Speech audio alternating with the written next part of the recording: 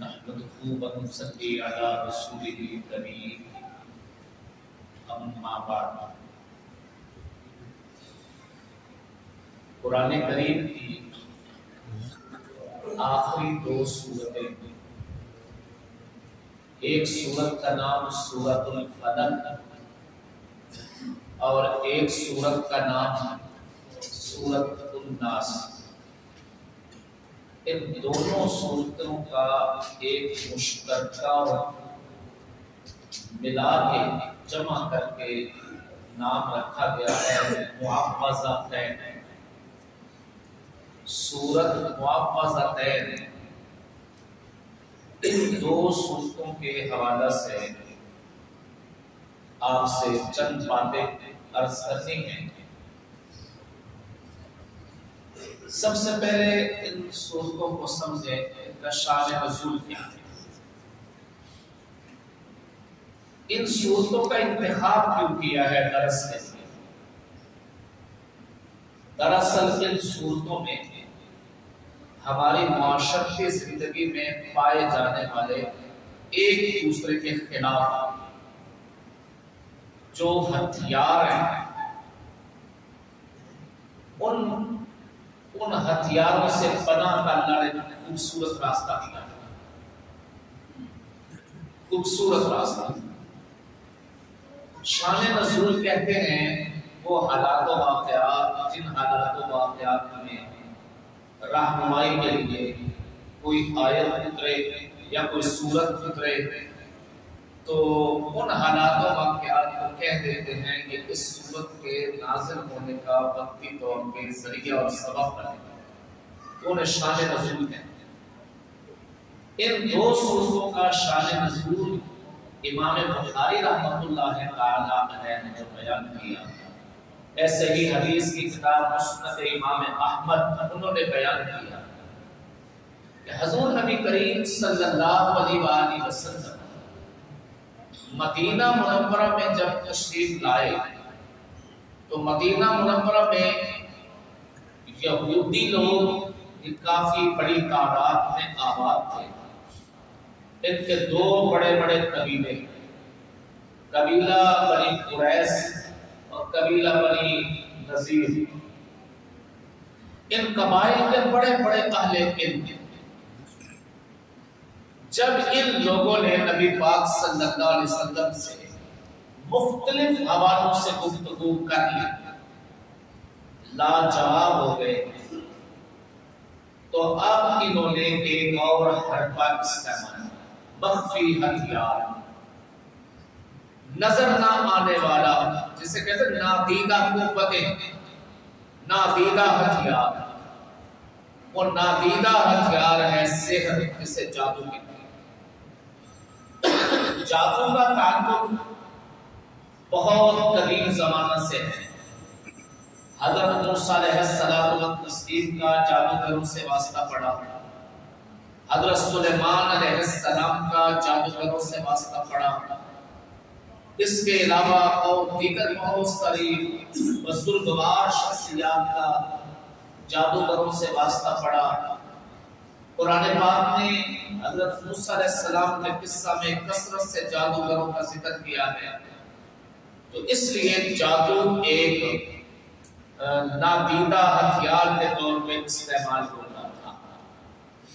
یہود نے نبی کریم صلی اللہ علیہ وآلہ وسلم پہ جادو کرنا شروع کر دیا۔ جس طرح انبیاء علیہ الصلوۃ والتسلیمات کو انسانی تقاضے پیش آتے ہیں، مثلا بھوک کا تقاضا، پیاس کا تقاضا، گرمی کا تقاضا، سردی کا تقاضا، لباس کا تقاضا، بیویوں کا تقاضا، جس طرح ظاہری طور پہ جو ماحول ہے اس کے اثرات جسم پہ پڑتے ہیں، گرمی کا اثر پڑتا ہے، سردی کا اثر پڑتا ہے، بخار ہو جاتا ہے، نزلہ ہو جاتا ہے، زکام ہو جاتا ہے، کیوں؟ انبیاء علیہ السلام بھی اسی انسانی برادری کا ایک حصہ ہوتے ہیں، تو ایسے ہی انبیاء کا جادو کا اثر بھی ہوتا ہے۔ یہود نے جادو کیا اور اس جادو کا اثر پیغمبر کریم صلی اللہ علیہ وسلم پہ ہوا۔ اب وہ اثر کس شکل میں؟ حضور نبی پاک صلی اللہ علیہ وآلہ وسلم کے جسم میں تھکاوٹ رہتے ہیں۔ کبھی اچھا یہ نقطہ بالکل واضح رہنا چاہیے، اس جادو کا اثر اس درجے تک قطعاً نہیں پہنچ سکا کہ حضور صلی اللہ علیہ وآلہ وسلم ذہنی طور پہ مفلوج ہو جائے، ایسا نہیں۔ آپ علیہ السلام کے دل و دماغ کے اوپر اثر ہو جائے، ایسا نہیں ہو سکتا۔ اس کا اثر ہوا صرف باڈی، جسم۔ کسی وقت کوئی کام کیا اور کبھی خرابوش کا کیا، بھول گئے، لیکن مسلسل آپ کو یہ محسوس ہونے لگا کہ میرے جسم میں کچھ تبدیلی ہے۔ 6 ماہ اسی حالت میں گزرے۔ ازواج مطہرات بھی پریشان رہے ہیں۔ اما جی حضرت عائشہ رضی اللہ تعالی عنہا اکثر تذکرہ کرتے ہیں، یا رسول اللہ صلی اللہ علیہ وسلم آپ تھکے تھکے رہتے ہیں۔ ایک دن آپ علیہ السلام نے فرمایا، عائشہ آج میں نے خواب دیکھا ہے، اس خواب میں مجھے میری بیماری دکھا دی گئی۔ یہ بیماری کیا ہے؟ مجھے میری بیماری بتلا دی گئی ہے کہ بیماری کیا ہے اور یہ بیماری آئی کہاں سے۔ اما جی حضرت عائشہ نے عرض کیا، یا رسول اللہ صلی اللہ علیہ وسلم تفسیر بتا۔ آپ علیہ السلام نے فرمایا کہ خواب کے اندر 2 فرشتے میرے پاس آئے اور میں سویا ہوا ہوں۔ ایک فرشتہ ایک طرف کھڑا ہو گیا ہے، ایک طرف کھڑا ہو گیا ہے۔ ایک دوسرے سے پوچھتا ہے، آپ کو علم ہے کہ صاحب کو کیا ہوا ہے؟ دوسرا فرشتہ عرض کرتا ہے، جی آپ بتا دیجئے کیا ہے۔ اب فرشتہ فرشتے کو بتا رہا ہے، ان صاحب پہ جادو ہوا ہے، فلاں بندے نے جادو کیا ہے، اور جس چیز پر جادو کر کے اس کا اثر آپ پہ ڈالا گیا وہ چیز اس وقت فلانے کنویں کے اندر پڑی۔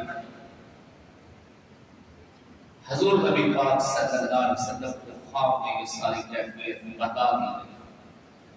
آپ علیہ السلام و تسلیم نے ایک بندہ بھیجا۔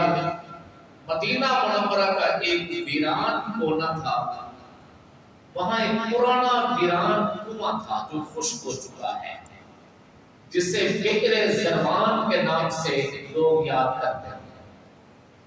اس کنویں کی نشاندہی کی گئی تھی۔ حضور صلی اللہ علیہ وسلم کا گیا ہوا بندہ اس کنویں میں پہنچا، کنویں کے اندر سے جو چیز نکالی، آپ نے دیکھا ہوگا ایک کھجور کا تنا، کھجور کا درخت، کھجور جس کے اوپر لگتی ہے وہ ایک گوشہ ہوتا ہے، جس کے اوپر کھجور کے دانے لگتے ہیں، وہ کھجور کا گوشہ ہے، اور اس کھجور کے گوشے کے اندر سوئیاں چبو دی گئی ہیں اور گرے باندھی گئی، 11 گرے۔ وہ گرے ایک ایک گرہ کھلتی گئی، جو گرہ کھلتی گئی پیغمبر پاک صلی اللہ علیہ وسلم کی طبیعت بحال ہوتی گئی، آپ صحت مند تندرست ہوتے چلے گئے، یہاں تک کہ بیماری کا کوئی اثر باقی نہ۔ حضور نبی پاک صلی اللہ علیہ وسلم سے اما جی نے عرض کیا، یا رسول اللہ صلی اللہ علیہ وسلم، جس شخص نے یہ کاروائی کی، آپ کو خواب میں اس بندے کا نام بھی بتا دیا گیا ہے، تو آپ اسے سزا دیجیے۔ صحابہ کرام میں سے بعض صحابہ نے عرض کیا، یا رسول اللہ صلی اللہ علیہ وسلم، آپ ہمیں تھوڑا سا آدھا پتا تو دیں اس کا۔ بعضوں نے کہا، ہم اسے قتل کراتے ہیں جس نے ایسی جسارت کی ہے۔ حضور اکرم صلی اللہ علیہ وسلم نے ارشاد فرمایا، انہوں نے میری ذات پہ حملہ کیا تھا، اللہ پاک نے مجھے صحت عطا فرما دی تو میں اپنی ذات کی وجہ سے یہ اجازت نہیں دوں گا کہ اسے قتل کریں، لہذا اس بندے کو قتل نہیں کیا۔ وہ یہودی اگرچہ اس کا نام پیغمبر علیہ السلام نے نہیں بتایا، لیکن اندازے اور تخمینے سے کہ یہ کام، اس قسم کا کام فلاں بندہ کرتا تھا اور اس کی ایسے حرکات سامنے بھی آتی رہتی تھی، تو اہل علم نے اس کا نام بتایا لبید بن عاصم، یہ یہودی تھا۔ یہ اور اس کی خواتین خانہ، گھر کی عورتیں، یہ سارے یہ ٹونے ٹوٹ کے اس قسم کے کام کیا کرتے۔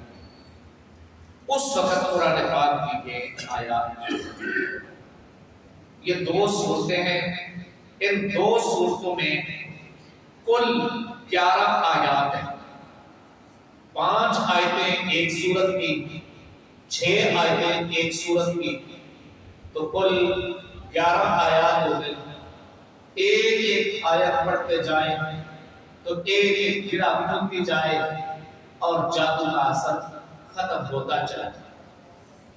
حضور نبی پاک صلی اللہ علیہ وآلہ وسلم اس طرح اس جادو کے اثر سے صحت مند تندرست، اس کے بعد نبی علیہ السلام کا معمول بن گیا۔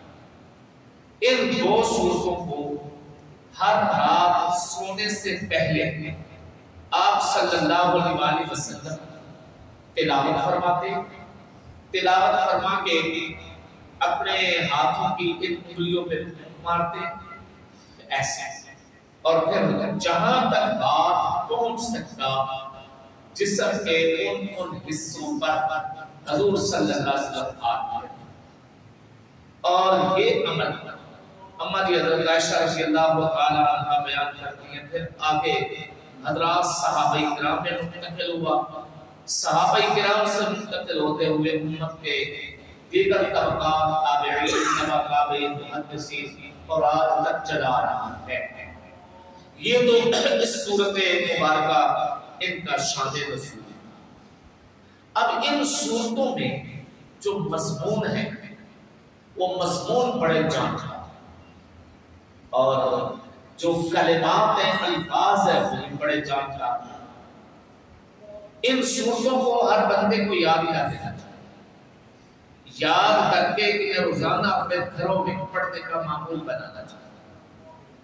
نادیدہ دشمنیاں، نادیدہ جو نفرتیں ہیں، ان میں 3 چیزیں بڑی اہم ہیں۔ نمبر 1 جادو، صحت، ٹونا ٹوٹکا، اور نمبر 2 جنات کے اثرات،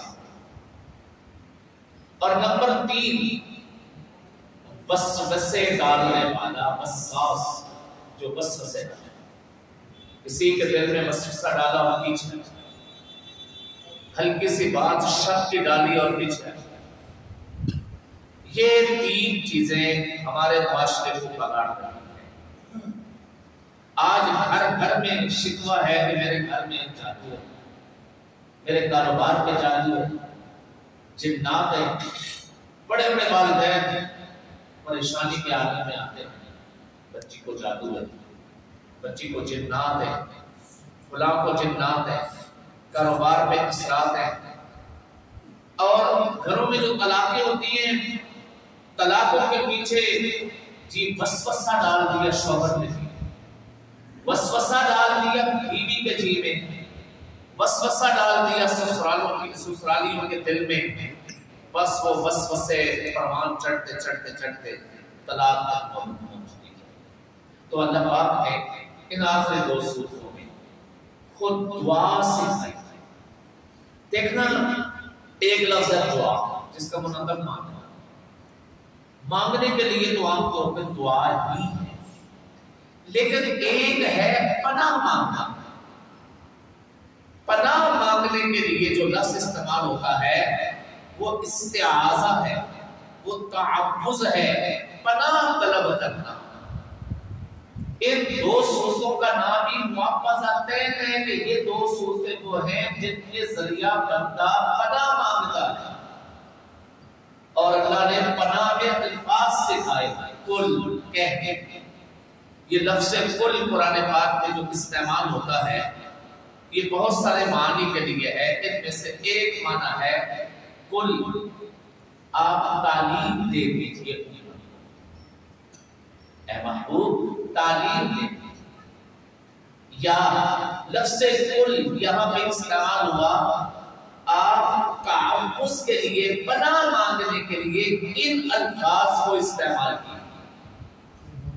کل آپ یہ الفاظ کہیے، اعوذ برب الناس، قل اعوذ برب الفلق، من شر ما خلق، من شر غاسق اذا وقب، ومن شر النفاثات في العقد، ومن شر حاسد اذا حسد۔